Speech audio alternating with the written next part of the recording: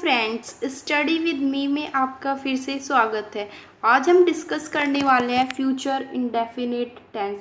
तो जैसा कि हमें फ्यूचर से रिप्रेजेंट हो रहा है कि कोई भी एक्शन होगा, बट जो एक्शन है वो फ्यूचर में होगा, और इंडेफिनिट से ये रिप्रेजेंट होता है कि जो एक्शन होगा वो कितना होगा वो हमको नहीं पता, ये इंडेफिनिट होगा।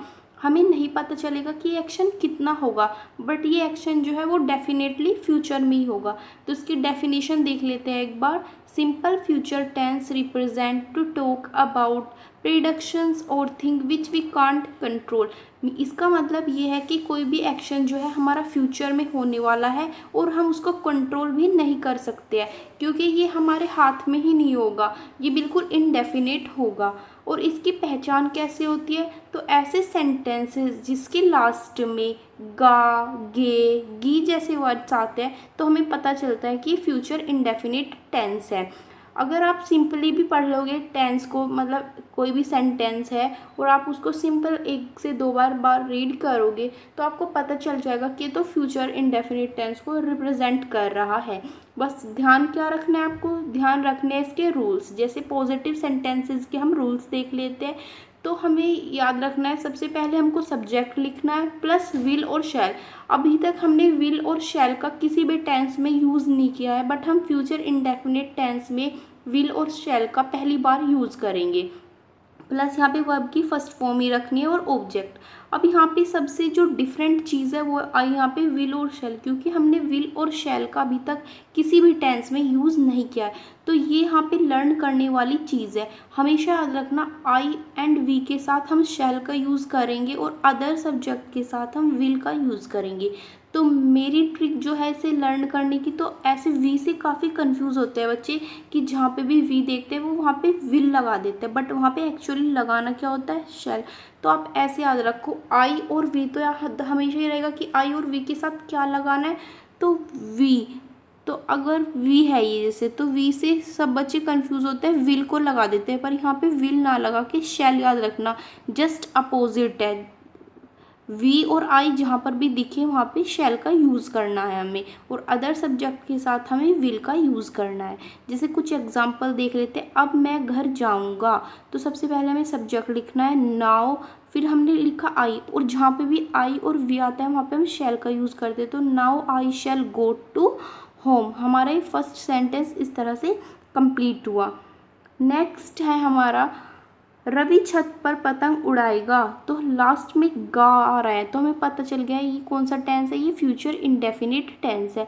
तो हमने लिखा सब्जेक्ट रवि, क्योंकि हमारे यहाँ पे आई और वी नहीं आ रहा है तो हम यूज़ करेंगे विल का। तो Ravi will fly the kite on the roof. इसी तरह नेगेटिव सेंटेंसेस है, बट डिफरेंस क्या होता है पॉजिटिव और नेगेटिव सेंटेंस में? सिर्फ इतना सा डिफरेंस होता है पॉजिटिव और नेगेटिव सेंटेंस में कि इसमें नहीं या नोट का यूज़ होता है बस। और इसका जो रूल है वो बिल्कुल सेम रहेगा, बस यहाँ पे विल और शैल के बाद हमें क्या पुट कर देना है? सिर्फ और सिर्फ हमें यहाँ पे नोट पुट कर देना है विल और शैल के बाद।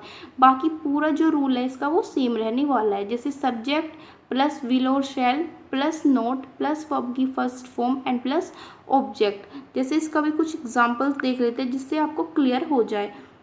विद्यार्थी क्लास में शोर नहीं करेंगे। तो जो विद्यार्थी है यहाँ पे सब्जेक्ट है, तो हमने लिखा द स्टूडेंट, क्योंकि यहाँ पे फिर से आई और वी नहीं है तो हम शैल का ना यूज़ करके विल का यूज़ करेंगे। तो the students will not make a noise in the class.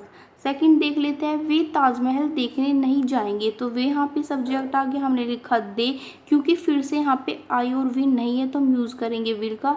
They will not go to see the Taj Mahal. I hope आपको ये क्लियर हो रही होंगी जो बातें मैंने बताई है। नेक्स्ट जो हम पढ़ने वाले हैं वो है हमारा इंटरोगेटिव सेंटेंसेस। तो इंटरोगेटिव सेंटेंसेस ऐसे सेंटेंसेस होते हैं जिनकी स्टार्टिंग में क्या वर्ड आ जाता है, और जब इनकी स्टार्टिंग में ही क्या वर्ड आ जाता है तो सिंपल मैं आपको सारे टेंसेस में बताती आई हूँ कि हमें हेल्पिंग वर्ब स्टार्टिंग में ही पुट करनी पड़ती है। बाकी जितना भी रूल्स होते हैं हमारे वो हमें एज इट इज़ लिखने पड़ते हैं। जैसे विल और शैल हेल्पिंग वर्ब थी यहाँ पे, तो वो हमने स्टार्टिंग में ही पुट कर दी। बाकी का जो पूरा रूल था हमने ऐसे ही कॉपी करना है। विल और शैल हमने स्टार्टिंग में पुट किया, देन सब्जेक्ट प्लस वर्ब की फर्स्ट फॉर्म प्लस ऑब्जेक्ट और लास्ट में हमें क्वेश्चन मार्क जरूर पुट करना है। जैसे कुछ एग्जांपल्स देख लेते हैं। क्या तुम बिजली का बिल जमा करोगे? तो यहाँ पे गे वर्ड से पता चल रहा है हमें कि ये कौन सा टेंस है, फ्यूचर इंडेफिनिट टेंस है। और क्या से हमें पता लग रहा है कि इंटेरोगेटिव सेंटेंसेस है।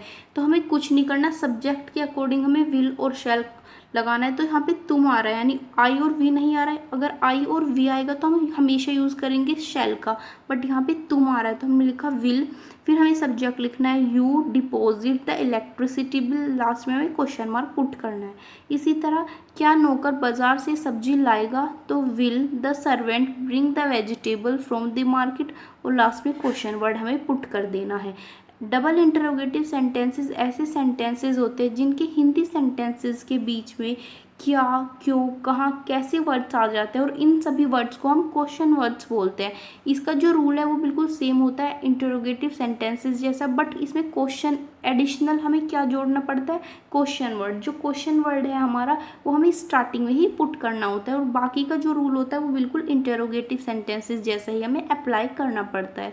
जैसे हमने स्टार्टिंग में ही लगाया क्वेश्चन वर्ड प्लस विल और शैल का यूज़ करा, प्लस सब्जेक्ट प्लस वर्ब की फर्स्ट फॉर्म और प्लस ऑब्जेक्ट, और इसमें भी हमें क्वेश्चन मार्क ज़रूर पुट कर देना है। जैसे अब तुम्हें इंग्लिश कौन पढ़ाएगा? तो हमें सबसे पहले क्या लिखना है, क्वेश्चन वर्ड। यहाँ पे क्वेश्चन वर्ड है कौन, तो हम लिखा हु। देन हमें यूज़ करना है विल और शैल का, क्योंकि यहाँ पे तुम्हें आ रहा है इसलिए हमने यूज़ किया विल का। फिर हमें लिखना है simple subject teach you English now, और लास्ट में क्वेश्चन वर्ड हमें पुट कर देना है। जैसे तुम इतना सारा काम कैसे निपटाओगे? तो हाउ, क्योंकि कैसे यहाँ पे क्वेश्चन वर्ड आ गए तो हमने लिखा how will you handle so much work, और लास्ट में हमने क्वेश्चन वर्ड पुट कर देना है। और यहाँ पे 2 क्वेश्चन जो है आपके लिए होमवर्क है। आज तुम कहाँ जाओगे? क्या गीता खाना बनाएगी?